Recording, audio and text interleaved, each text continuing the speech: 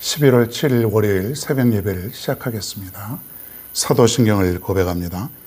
전능하사 천지를 만드신 하나님 아버지를 내가 믿사오며 그 외아들 우리 주 예수 그리스도를 믿사오니 이는 성령으로 잉태하사 동정녀 마리에게 나시고 본디오 빌라도에게 고난을 받으사 십자가에 못 박혀 죽으시고 장사한 지 사흘 만에 죽은 자 가운데서 다시 살아나시며 하늘에 오르사 전능하신 하나님 우편에 앉아 계시다가 저리로서 산 자와 죽은 자를 심판하러 오시리라.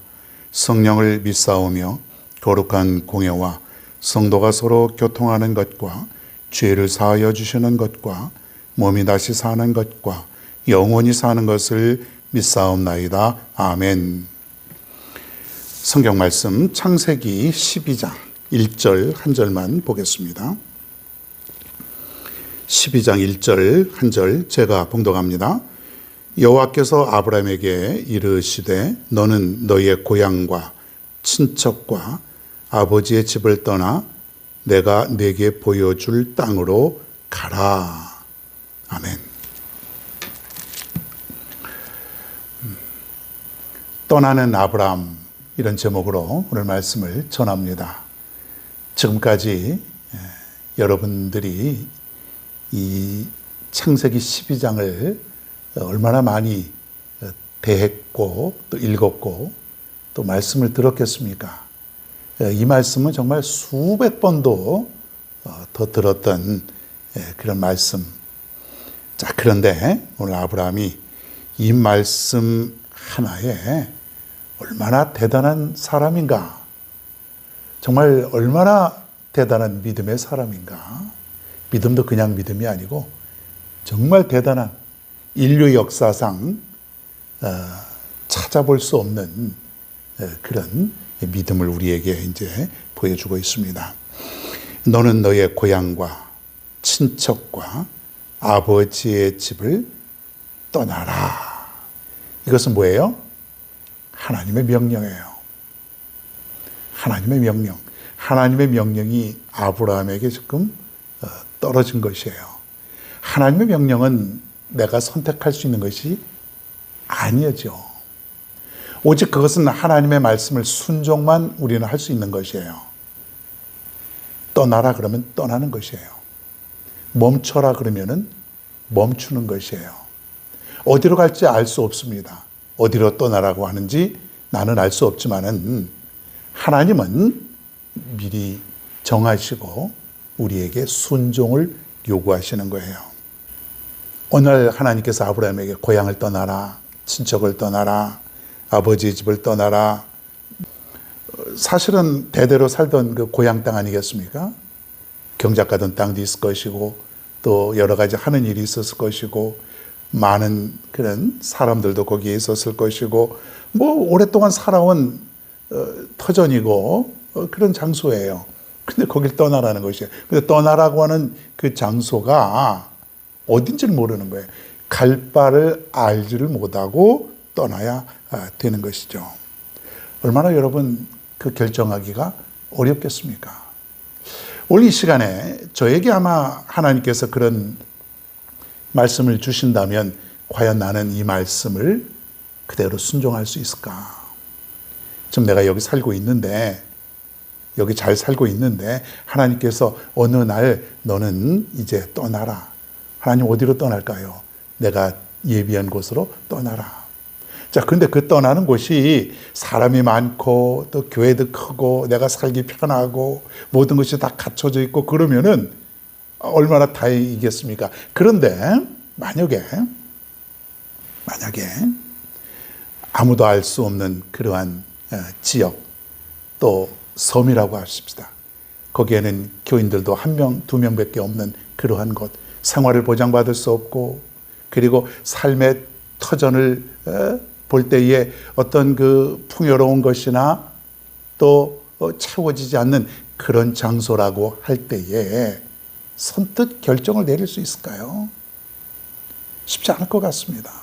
우리 모두에게 하나님께서 그런 명령을 주셨다고 한번 여러분 각자 생각해 볼 수 있기를 바랍니다. 내가 여기서 직업을 가지고 여기서 터전을 가지고 잘 살고 있는데 하나님의 명령이 떨어졌을 때에 과연 나는 아브라함처럼 움직일 수 있는가?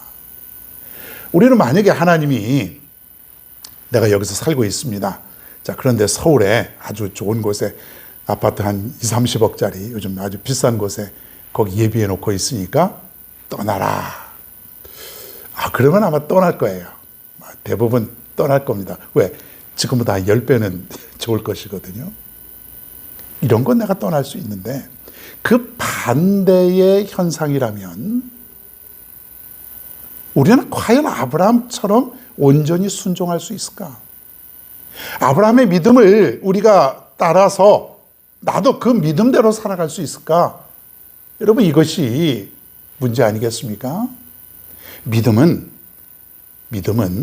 어떤 환경과 조건을 다 뛰어넘는 그것을 우리는 믿음이라고 하지 않습니까? 아브라함은 지금 사는 것이 아주 편하고 좋을 수도 있어요.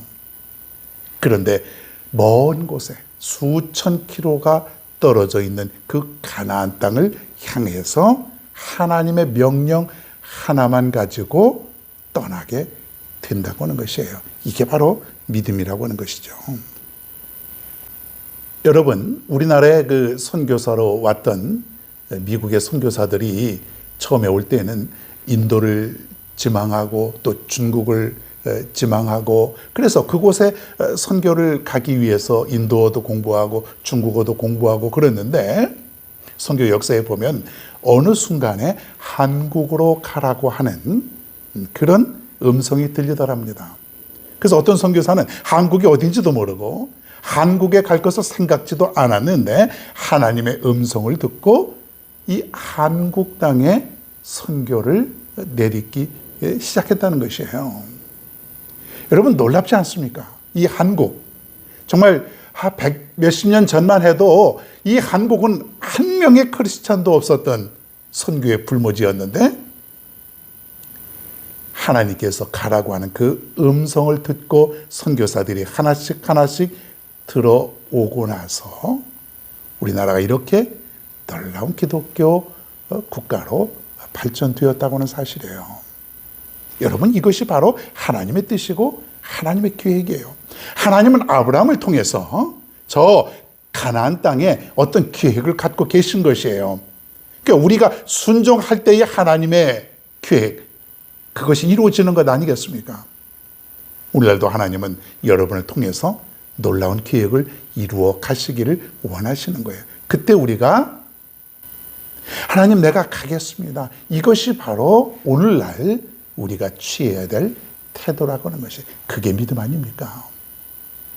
내 생활도 중요하지만은 내가 살아가는 터전도 중요하지만은 더 중요한 것은 뭐냐면 하나님의 명령, 그것을 따르는 것을 우리는 소명이라고 하는 것이죠. 이것을 가지고 살아갈 때에 하나님은 우리를 통해서 역사를 이루어 가신다는 것이에요.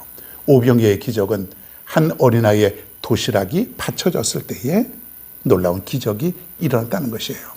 여러분에게 그러한 헌신과 여러분에게 그런 어떤 사명이 있을 때에 그것을 순종함으로 놀라운 하나님의 기적이 일어난다고 하는 사실, 여러분 믿으시기를 바랍니다.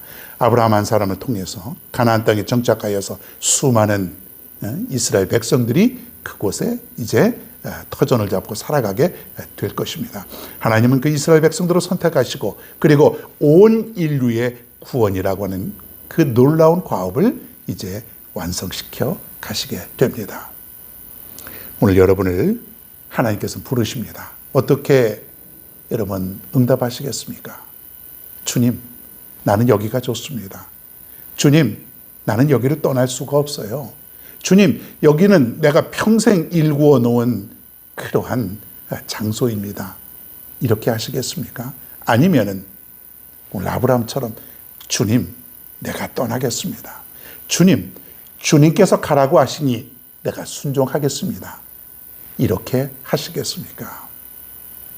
오늘 우리는 아브라함을 통해서 깨닫습니다.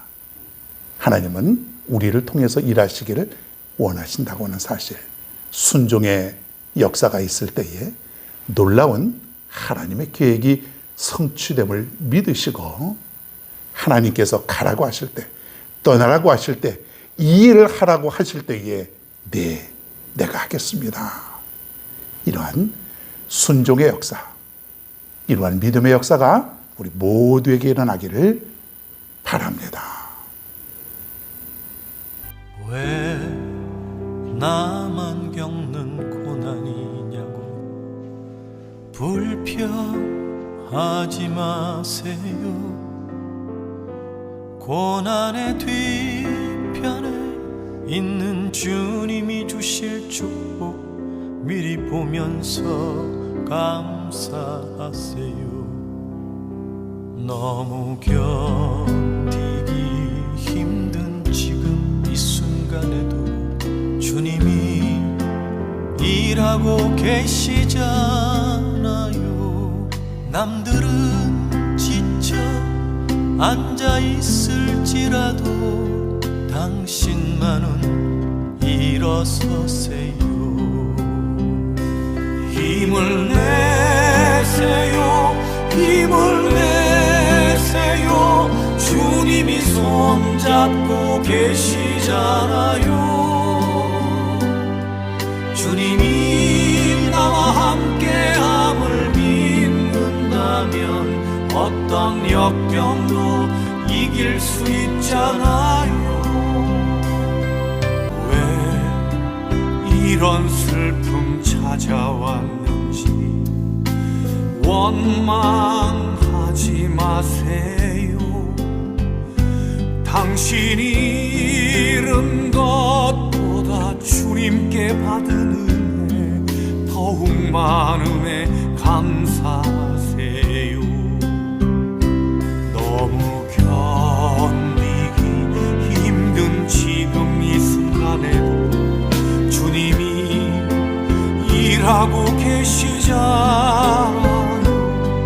남들은 지쳐 앉아 있을지라도 당신만은 일어서세요.